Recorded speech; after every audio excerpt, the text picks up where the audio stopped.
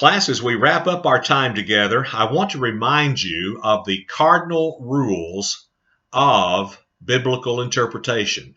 These are non-negotiable. Number one, genre determines the rules of the game. Robert Stein's classic hermeneutical text has as its subtitle, Playing by the Rules. Those rules are about genre for the most part.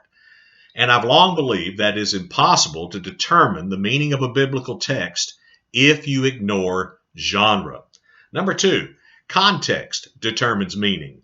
Two contextual issues are important, historical and literary. Neither can be ignored. Number three, a passage cannot mean what it never meant. In other words, if an interpretation would not make sense to the original author or readers of a passage, it's not correct. Interpreters make this mistake a lot when they deal with the Old Testament. This law is the ultimate goal of interpretation, finding the reason why a biblical author, moved by the Spirit, wrote what he did. Ultimately, the reader does not dictate the meaning of a passage, the author does. And finally, there's the big question. Don't forget to ask it. I've discussed this in various posts throughout our time together. What does this text teach us about God?